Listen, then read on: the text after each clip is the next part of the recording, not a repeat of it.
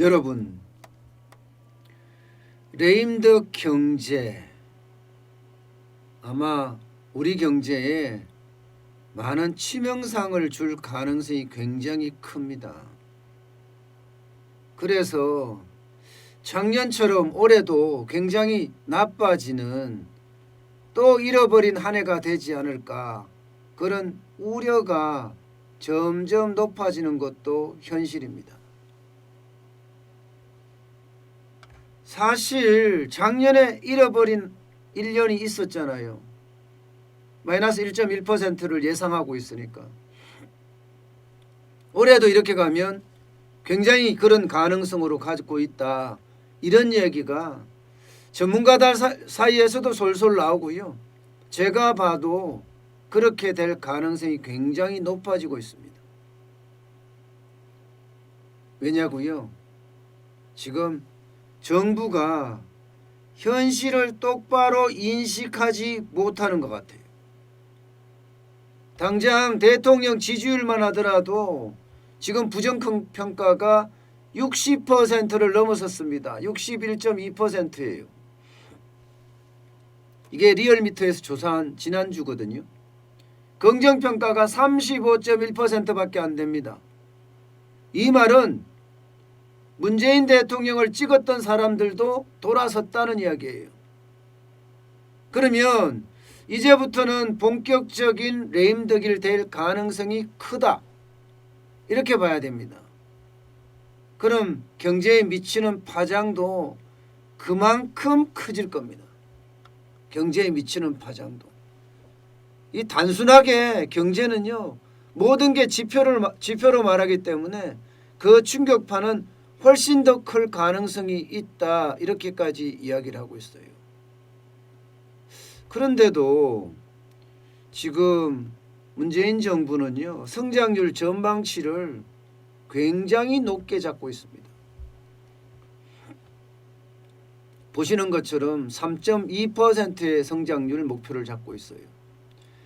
KDI도 3.1%고 한국은행도 3.0%거든요. 국제통화기구 IMF 같은 경우는 2.9%고요. OECD는 2.8%예요. OECD하고 한국 경제는 무려 0.4%포인트나 차이가 날 정도입니다. 그야말로 장밋빛 전망 일색이죠. 그런데 과연 이렇게 갈 수 있을까요?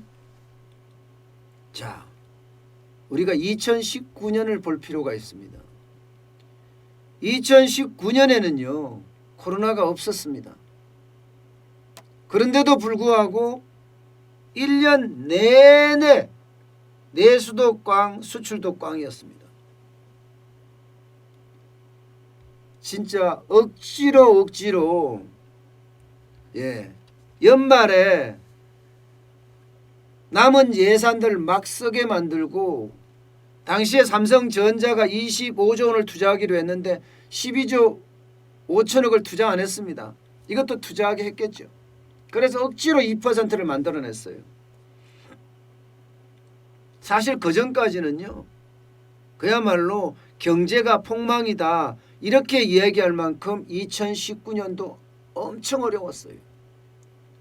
수출이 1월부터 12월까지 다 마이너스고요.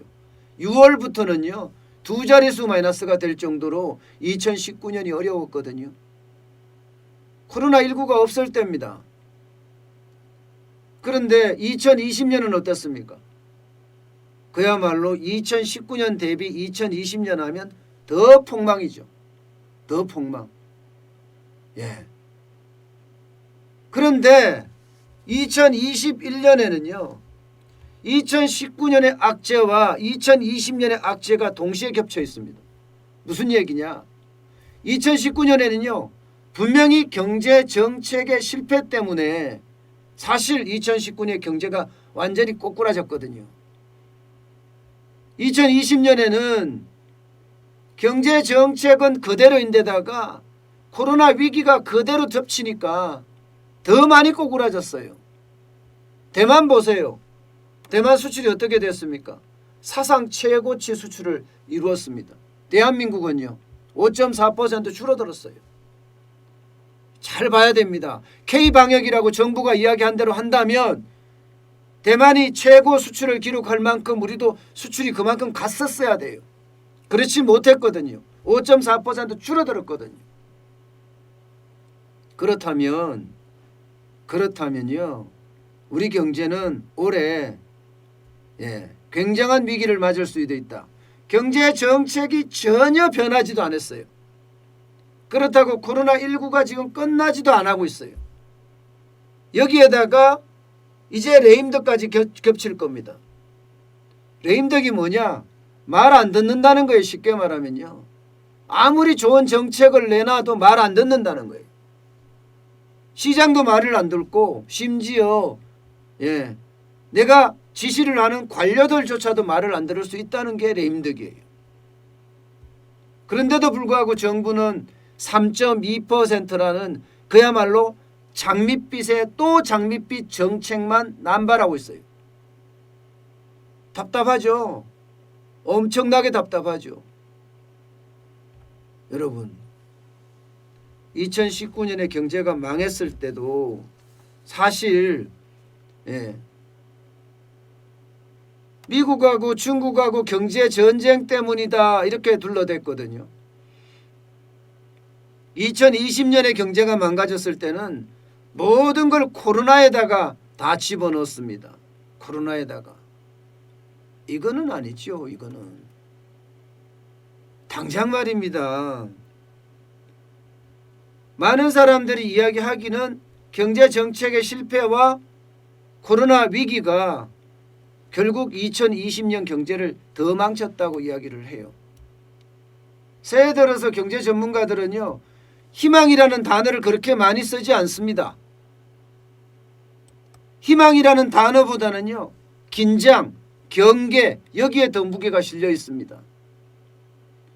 사실 한미경제학회 이러면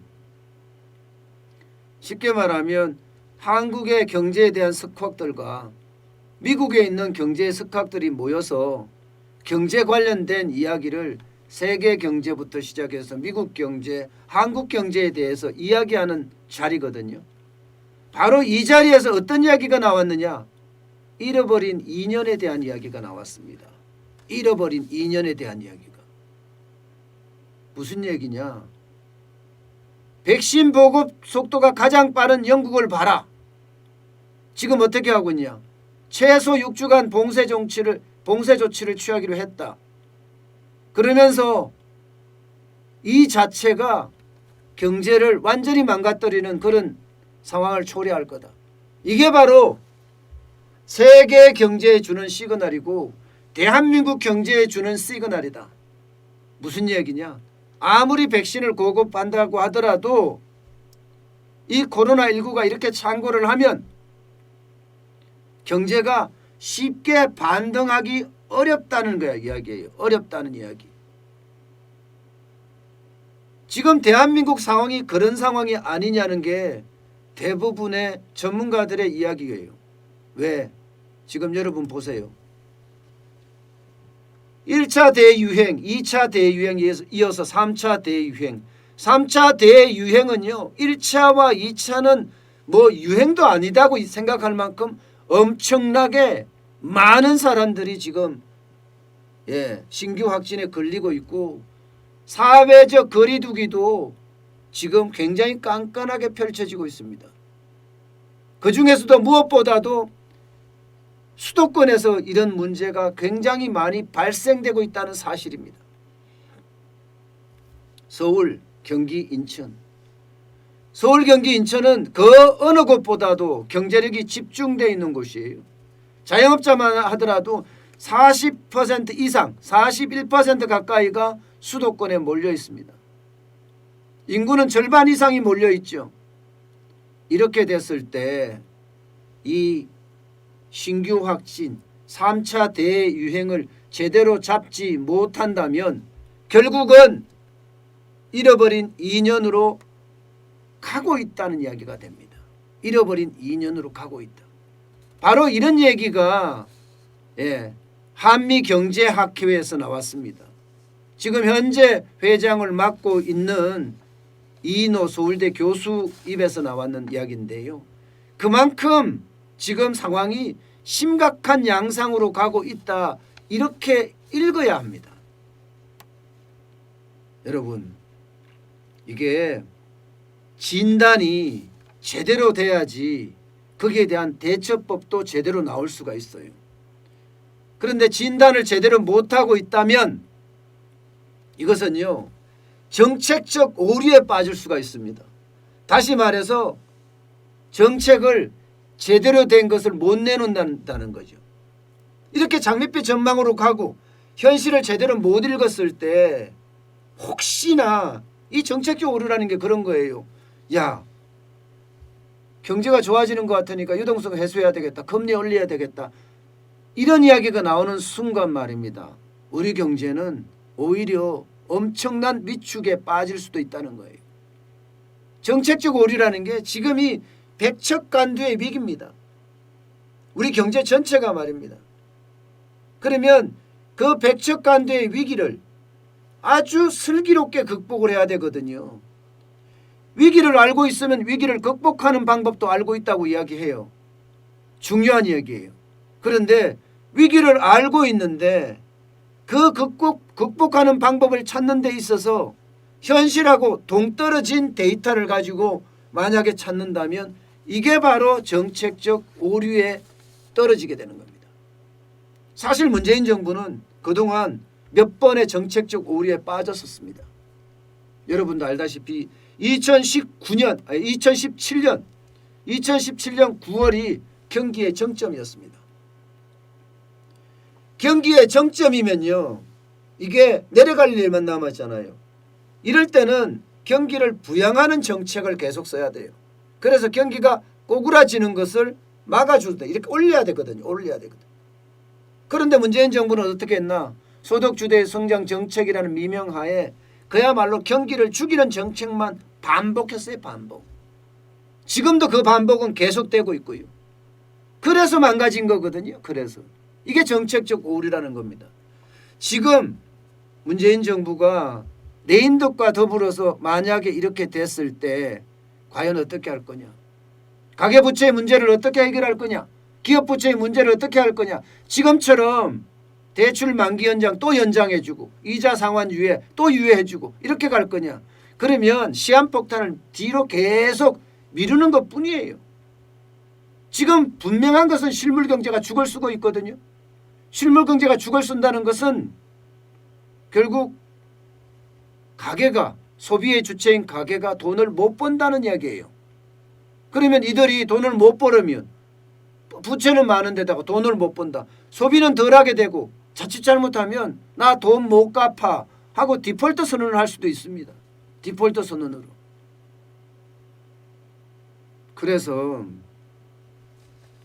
제대로 된 정책을 펴려면 현실을 정확하게 인식을 하고 이것을 장밋빛 전망처럼 지금까지 문재인 정부가 계속 해왔던 좋은 지표만 뽑아내서 경제가 좋아진다는 식으로 이야기하는, 그리고 통계 착시를 만들어서 일자리가 늘어나는 것처럼 이야기하는 이런 쉽게 말하면 거짓말 경제가 빨리 사라져야 돼요. 왜곡 경제가 빨리 사라지고 현실을 제대로 인식할 때 우리는 잃어버린 2년으로 가지 않습니다. 그렇지 않으면 정부의 정책에 대한 오류와 여기에 코로나19에 대한 팬데믹, 마지막으로 문재인 대통령의 레임덕과 합쳐지면 경제는 진짜 걷잡을 수 없는 상황으로 번질 수도 있습니다. 때문에 경기를 볼 때 단기 개선 신호를 보는 것이 아니라 장기 개선 신호를 보면서 정책적 오판을 지금 줄여야 합니다.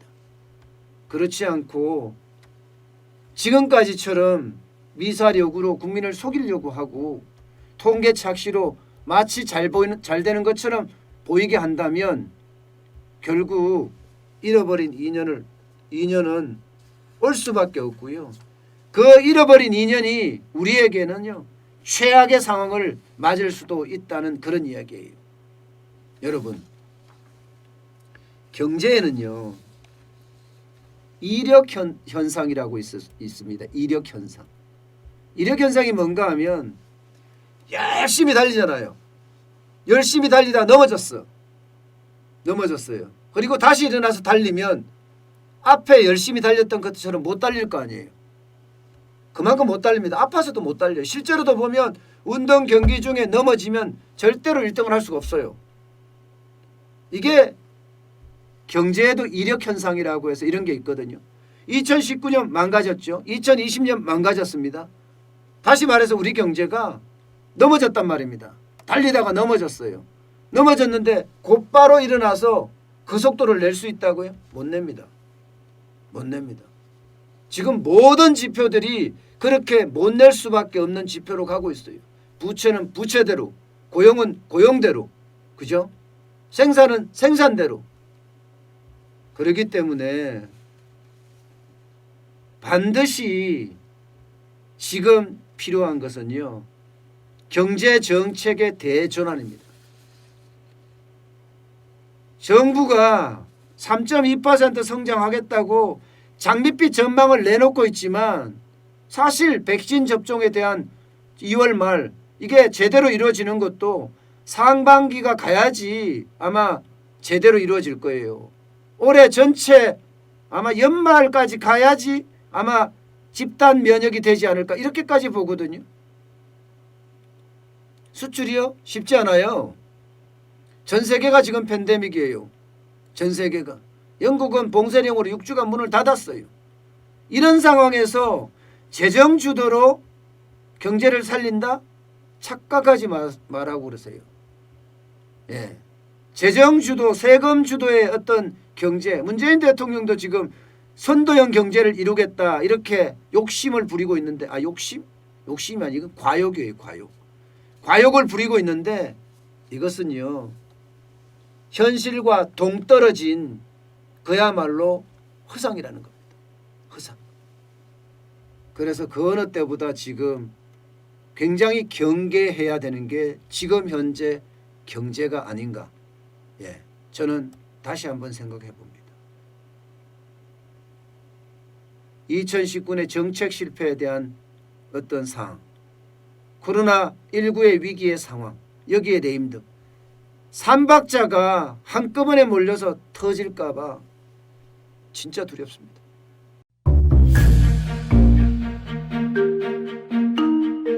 세종대왕과 샤넬 넘버5, 벤츠 자동차의 최고급 기종인 마이바흐의 공통점을 아시나요? 바로 침향입니다. 침향이란 동남아시아에서 자생하는 침향나무가 상처를 입었을 때 스스로를 보호하기 위해서 분비시키는 침향나무의 진액입니다.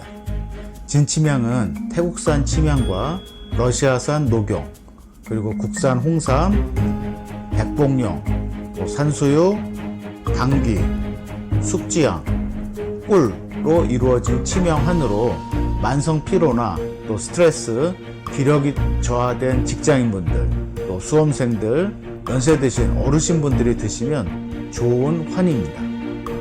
진침향 여러분들께 자신있게 권해드립니다.